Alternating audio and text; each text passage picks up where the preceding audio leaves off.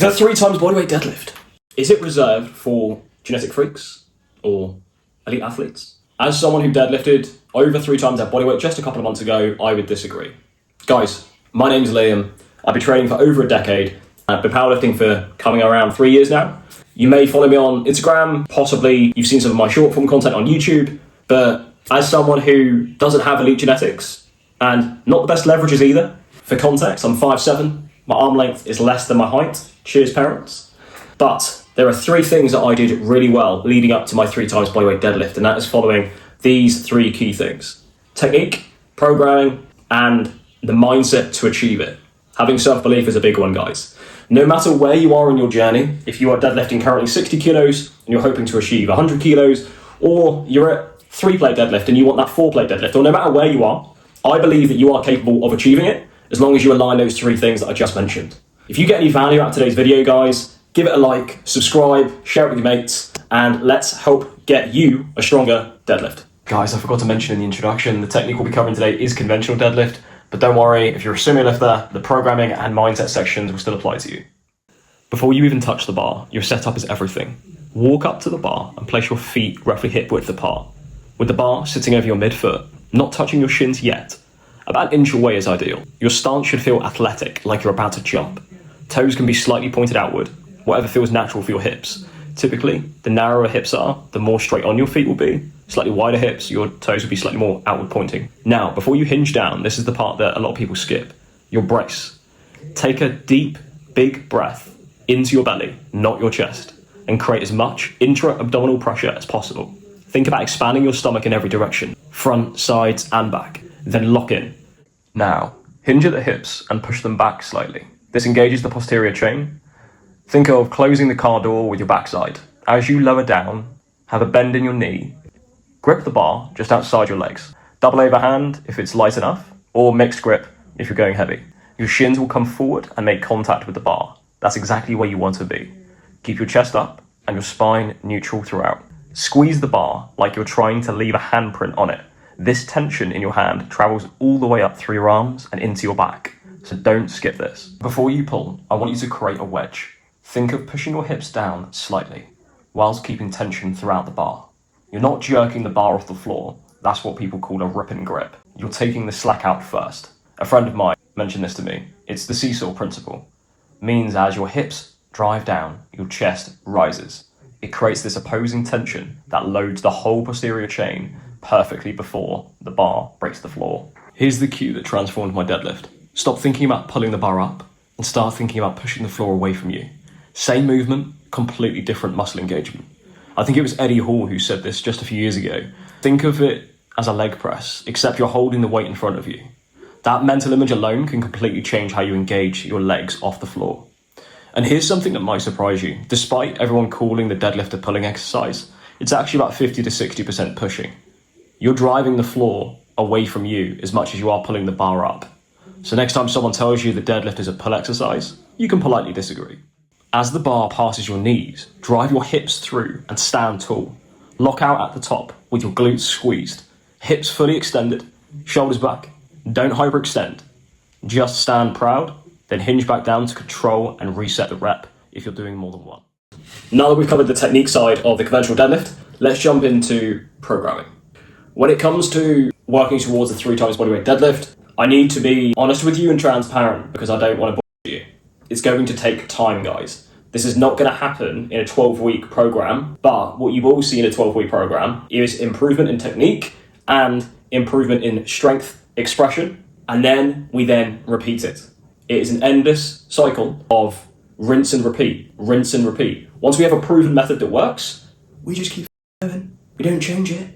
Guys, this is the programming. Let me go jump into it, and then we can touch on key parts. How long should a program be? Most programs will run between 6 to 18 weeks. 18 weeks is pretty long. Normally they're around 12 weeks, but you do see some programs that are around 10 weeks. The reason for this is because you typically want to split it up into 3 training blocks, which would be focused on building a foundation. That foundation might look like a hypertrophy phase where you're trying to build muscle. You're also trying to improve work capacity, allow your tendons, joints, as well as your muscles to adapt. And then you would then go into the second phase, which is an accumulation phase, where you are trying to increase intensity. You drop volume slightly as intensity rises. And then the final phase would be peaking, which is where you are leading up to kind of 1 rep maxes. The loads are getting much heavier, so volume goes down, but intensity goes up. And then that is what we would call a training phase made up of typically 3 blocks. There's a few ways of how to structure it, but that's the principle. For me though, 12 weeks is the sweet spot. I think that works really well, and that's what's worked for me to get to that 230 kilo deadlift at a body weight of 75 kilos. What is RPE? RPE stands for rate of perceived exertion. Essentially, it is a principle, school of thought, covering intensity out of 10. In that lift, or that exercise, out of 10, where would you put that? You may already know this, but I'm just covering it from a principle standpoint so you know what RPE looks like when you see it in a program. Typically, there is a method of correlating RPE with a percentage of your 1 rep max, and I'll put this as a table here so you can see it. That's a really good guideline. If you know your 1 rep maxes, this is a really effective way of creating your own program. Now, in terms of actually structuring the program, once we know what RPE is and we know the length of the program, I used both linear and undulating periodization. What this means is that load is going up week after week. So you're starting at an RPE 5 or an RPE 6, depending on the length of the program. And then you are adding the load each week, allowing your body to adapt to heavier loads and your nervous system to adapt to those heavier loads in order for you to then express maximal strength at the end of the peaking phase. Undulating periodization means that there is variation in volume and intensity. So the way I use both linear and undulating is the load would be going up every week after week, starting at a certain RPE. The undulating part would be I would deadlift twice per week, one being, for example, 1 set of 1 at an RPE 6, followed up by some back off sets. And then I would then do another deadlift session, let's say, for example, a deficit deadlift session or a pause deadlift session at an increase in volume with an RPE that is either equal or possibly lower. And that can be simply to create variation to your nervous system, but also to execute optimum technique, because you're then getting more practice in within the lift. What should I include in the program? So when we are talking about accessories, we want to make sure that we're including accessory lifts that complement what we're trying to achieve. So we are trying to achieve a 3 times bodyweight deadlift. You want to make sure that you are training the muscles that are used in that lift. So we're talking glutes, erector spinae, lats, forearms, hamstrings, essentially all of your posterior chain muscles, the muscles on the back of the body. The way I structured it and what accessories worked for me would be RDLs, Romanian deadlifts helped. Obviously, on your squat sessions, you'll be utilizing similar muscles, just less of the posterior chain. So I did Bulgarian split squats. That helped quite a lot because within the deadlift, there is a lot of a push in the actual movement. It's not just a pull. So any lat pulling exercise, lat pull down, pull-ups, this will complement the deadlift because the stronger your lats are, the stronger your legs are, the reality is the more you're going to deadlift. Make sure that you are not skipping your accessories. Deadlifting alone isn't enough. Think of the deadlift as the skill. We also want to build the muscles that are used in demonstrating that skill. Finally, something that quite a few gym goers aren't aware of is what a taper is. Now, a taper is different to a deload. A taper allows your body to reduce fatigue whilst maintaining strength, whereas a deload is typically reducing both strength and fatigue. What we want to do, if we are, for example, in week 12 is when we're going to demonstrate our strength or express it. In that last week of week 12, before, say, for example, we test on Friday or Saturday, we want to create enough stimulus in the movements we're trying to perform. So whether that's the deadlift, squat, the bench, we want to have just enough stimulus to maintain that nervous system firing, but then drop all volume across accessories and other movements to reduce fatigue and maintain strength. Tapers normally last about a week, depending on the athlete and how it's been programmed, and that allows you to adapt. And this is what we call super compensation, where we reduce fatigue and strength maintains, if not increases. And that's typically how we unlock a new 1 rep max. Right, if you have made it this far, thank you, and I appreciate it. We've covered technique, programming, and now we're going to go into the mindset piece that some coaches touch on and bad coaches tend to skip over. So much of your own psychology when it comes to achieving what you want to achieve in fitness as well as life comes down to your mindset. It's not just about genetics, technique, and programming. There are other parts to it, and a big one is mindset. In this section, we're going to cover 3 key areas. One is perspective, the other is discipline and consistency, and then we're going to be talking about getting into the zone. Because we're specifically talking about achieving the 3 times bodyweight deadlift, these 3 seem to be the most appropriate. So many of us want to achieve a goal of a 3 times bodyweight deadlift, or a 2 times bodyweight squat, or a 2-plate bench. No matter what the goal is, perspective is crucial.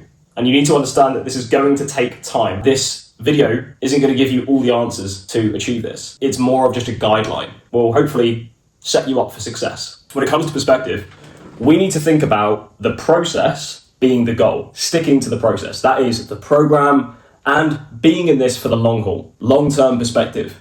Building muscle, getting stronger, losing body fat, all takes time. Whether we're looking at weeks, months, and when it comes to strength and building muscle, we're talking years. You need to be patient. This isn't just about what are the hacks, what hacks are there that I can fast track this. There isn't a fast track. All you can do is show up, be consistent, even on the days you cannot be. Those are the days that sometimes pay off. From someone who's been in that mindset so many times, the amount of times I didn't want to go for that run or do that gym session. It's one of those things where you have to fight through it. Now, there is a time when you have to listen to your body when it comes to rest, and especially when it comes to performance. If you're, for example, trying to do an RPE 8 today and you didn't sleep well, drank too much last night, and you feel terrible today, probably not best to attempt an RPE 8. Nothing stops you from still showing up at the gym and doing what you were planning, but just drop the intensity. Perhaps do an RPE 5.5 or 6, because the chances are that 5.5 or 6 RPE is probably going to move like an RPE 8. This is what I mean by perspective. We're talking have the long-term perspective in achieving the goal of sticking to the process, and the 3 times bodyweight deadlift will be a byproduct of you sticking to things. We're going to move on to now discipline and consistency. Everything sort of ties in together when it comes to perspective, discipline, and consistency. There will be days where you cannot be up, and that is okay. We have all been there. What you need to ask yourself is, why am I doing this? Is it because you love doing it? Because if it is the case, it could just be that you're just a bit tired, and that's okay as well. Just listen to your body, still show up, go to the gym. It's always better to go to the gym than go out for a pint or a drink with your mates. Not to say that socialising is bad, obviously, but if you hoping to achieve something in life, you've got to choose what you want to prioritise. This is just really a gentle reminder, but I just want to leave you with this. It's better to do something than nothing. And just know that whenever you feel like when you're meant to be doing something, we've all been there. And your process, your meaning to stick to, will lead to success as long as you show up. The last section is getting into the zone. So this is more around the mindset when it comes to that test day and what sort of mindset you should be in. Now for me, I like putting on, either through the speakers in the gym if I'm in a private gym, music that gets me fired up, and then I then like to calm myself down. The way I like to lift, if I'm going to lift heavy, is I like a controlled aggression. And what I mean by that is I don't want to be all hyped up and be slapped on the back. It works for some people, not for me. I like the music that spikes my adrenaline, and then I then settle that music down, and then I'm ready. And then I'm ready to go and give it my all. When it comes to where my mind goes when lifting, it goes blank. If you've put the work in, the technique is already there. What you have to do is trust the process that's just happened, trust in your technique, and the outcome will be inevitable. That's my process. What works for you might be slightly different, and the only way you find out is by trying. I hope you guys got some value out of this video. It's my first YouTube video, long form anyway. If you did get anything out of it, give it a like, subscribe if you want to see more content, and also comment below. I would love to get your guys' ideas in terms of what you would want to see moving forward. Until next time, guys, have a great day and start implementing these tools. If you aren't already, just keep doing it, and I wish you all the best.